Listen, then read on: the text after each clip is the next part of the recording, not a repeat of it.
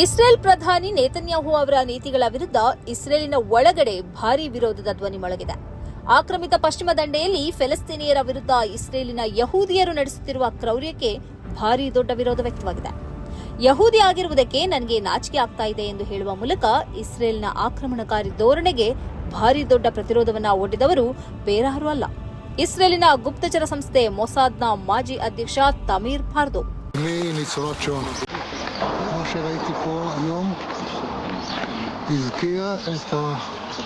ಪಶ್ಚಿಮ ದಂಡೆಯಲ್ಲಿ ಈಗ ಏನ್ ನಡೀತಾ ಇದೆಯೋ ಅದು ಎರಡನೇ ವಿಶ್ವ ಯುದ್ಧದಲ್ಲಿ ಯಹೂದಿಯರು ಎದುರಿಸಿದ ಹಾಲೋಕಾಸ್ಟ್ಗೆ ಸಮಾನವಾಗಿದೆ. ಪಶ್ಚಿಮ ದಂಡೆ ಗಾಜಾದಲ್ಲಿ ನಡೆದಿರುವುದನ್ನು ನೋಡಿ ನನಗೆ ನಾಚಿಕೆ ಆಗ್ತಾ ಇದೆ. ಫೆಲಸ್ತೀನ್ ಗ್ರಾಮಗಳಲ್ಲಿ ಯಹೂದಿಯರು ನಡೆಸ್ತಾ ಇರುವ ಆಕ್ರಮಣಗಳು ಅತ್ಯಂತ ಆಘಾತಕಾರಿ ಎಂದು ಮಾಧ್ಯಮಗಳ ಜೊತೆ ಮಾತಾಡುತ್ತಾ ಅವರು ಹೇಳಿದ್ದಾರೆ. ಹಾಲೋಕಾಸ್ಟ್ ಎಂಬುದು ಯಹೂದಿಯರನ್ನ ಸಾಮೂಹಿಕವಾಗಿ ಹಿಟ್ಲರ್ ಸಾಯಿಸಿರುವುದರ ಹೆಸರಾಗಿದೆ. ಯಹೂದಿಯರನ್ನ ಉಸಿರುಗಟ್ಟಿಸಿ ಮತ್ತು ಆಹಾರ ನೀಡದೆ ಸಾವಿರಾರು ಸಂಖ್ಯೆಯಲ್ಲಿ ಕೊಂದಿರುವ ಆರೋಪ ಹಿಟ್ಲರ್ ಮೇಲಿದೆ. ಇದೀಗ ಪಶ್ಚಿಮ ದಂಡೆಯಲ್ಲಿ ಫೆಲಸ್ತೀನಿಯರ ಮೇಲೆ ಯಹೂದಿಯರು ಇಂಥದ್ದೇ ದಾಳಿ ನಡೆಸುತ್ತಿದ್ದಾರೆ. ಫೆಲಸ್ತೀನಿಯರದೇ ಭೂಮಿಯಲ್ಲಿ ಯಹೂದಿಯರಿಗೆ ಉಳಿದುಕೊಳ್ಳಲು ಮನೆಗಳನ್ನು ಕಟ್ಟಿಕೊಡಲಾಗಿದೆ. ಈ ಮನೆಗಳಿಗೆ ವಿಶ್ವಸಂಸ್ಥೆಯಲ್ಲಿ ಮಾನ್ಯತೆ ಇಲ್ಲ. ಫೆಲಸ್ತೀನಿಯರ ಭೂಮಿಯನ್ನು ಆಕ್ರಮಿಸಿ ಅದರಲ್ಲಿ ಮನೆಗಳನ್ನು ಕಟ್ಟಿ ಜಗತ್ತಿನ ವಿವಿಧ ಭಾಗಗಳಿಂದ ಯಹೂದಿಯರನ್ನ ಕರೆಸಿ ಅದರಲ್ಲಿ ನೆಲೆಸುವಂತೆ ಮಾಡಲಾಗ್ತಿದೆ. ಈ ನಿವಾಸಿಗಳು ಫೆಲಸ್ತೀನಿಯರ ಮನೆಗಳಿಗೆ ನುಗ್ಗಿ ಆಕ್ರಮಣ ಮಾಡ್ತಿದ್ದಾರೆ. ಇವರಿಗೆ ಬಂದೂಕು ಹೊಂದುವುದಕ್ಕೆ ಅವಕಾಶನೂ ಇದೆ. ಇವರು ಬಂದೂಕಿನಿಂದ ಫೆಲಸ್ತೀನಿಯರ ಮೇಲೆ ದಾಳಿ ಮಾಡ್ತಿದ್ದಾರೆ. ನನ್ನ ತಾಯಿ ಹಾಲೋಕಾಸ್ಟ್ನಿಂದ ಬಚಾವಾಗಿ ಬಂದವರು. ಇವತ್ತು ಪಶ್ಚಿಮ ದಂಡೆಯಲ್ಲಿ ನಾನು ನೋಡಿದ ದೃಶ್ಯಗಳು 100 ವರ್ಷಗಳ ಹಿಂದಿನ ಹಾಲೋಕಾಸ್ಟ್ ಅನ್ನು ನೆನಪಿಸುತ್ತದೆ. ಯಹೂದ್ಯರ ಮೇಲೆ 100 ವರ್ಷಗಳ ಹಿಂದೆ ಏನು ನಡೆದಿದೆಯೋ ಅದುವೇ ಈಗ ಫೆಲಸ್ತೀನಿಯರ ವಿರುದ್ಧ ನಡೀತಾ ಇದೆ. ಇದನ್ನು ನೋಡುವಾಗ ನನಗೆ ನಾಚಿಕೆ ಆಗ್ತಿದೆ ಎಂದು ಪಾರ್ದೋ ಹೇಳಿದ್ದಾರೆ. ತೀವ್ರ ಬಲಪಂಥೀಯ ಸಚಿವರಾದ ಇಟಾಮಿರ್ ಬಿಗಿನ್, ಬೆಸ್ಲೆಲ್ ಸ್ಮೋಟ್ರಿಚ್ ಮುಂತಾದವರ ನಿಲುವುಗಳು ದೇಶವನ್ನ ಆಂತರಿಕ ಯುದ್ಧದತ್ತ ಕೊಂಡೊಯ್ಯುತ್ತಿದೆ ಎಂದು ಅವರು ಹೇಳಿದ್ದಾರೆ. ಇವರ ಜೊತೆಗೆ ಮಾಜಿ ಸೇನಾ ಮುಖ್ಯಸ್ಥರಾದ ಮತನ್ ವಿಲ್ನಾಯ್, ಅಮ್ರಾಮ್ ಮಿಟ್ಸೇನ್ ಮುಂತಾದವರು ಕೂಡ ಪಶ್ಚಿಮ ದಂಡೆಗೆ ಭೇಟಿ ನೀಡಿದ್ದಾರೆ.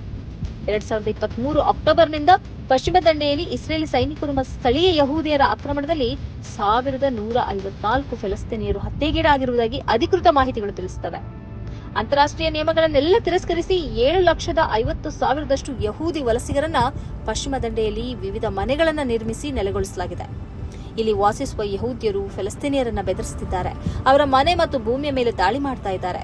ಕೊನೆಗೆ ಅವರು ಅಲ್ಲಿಂದ ವಲಸೆ ಹೋಗುವಂತೆ ಮಾಡಿ ಅಲ್ಲಿ ಯಹೂದಿಯರನ್ನ ನೆಲೆಗೊಳಿಸಲಾಗುತ್ತಿದೆ. ಈ ಹಿನ್ನೆಲೆಯಲ್ಲಿ ಪಾರ್ದೋ ಅವರ ಹೇಳಿಕೆ ಬಹಳ ಮುಖ್ಯವಾಗುತ್ತದೆ. ಈ ಕಾರ್ಯಕ್ರಮದ ಪ್ರಾಯೋಜಕರು Gadiyar group of companies, specialized in piling and shoring, engineering consultancy, firefighting, steel structures, real estate.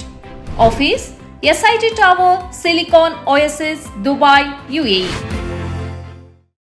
ಸ್ನೇಹಿತರೆ, ನಿಮ್ಮ ಅದ್ಭುತ ಬೆಂಬಲದಿಂದ ಸನ್ಮಾರ್ಗ ನ್ಯೂಸ್ ಚಾನೆಲ್ ಈಗ 2 ಲಕ್ಷ ಸಬ್ಸ್ಕ್ರೈಬರ್ಗಳನ್ನು ದಾಟಿದೆ. ಇದು ನಮ್ಮ ಯಶಸ್ಸಲ್ಲ, ಇದು ನಿಮ್ಮ ಯಶಸ್ಸು.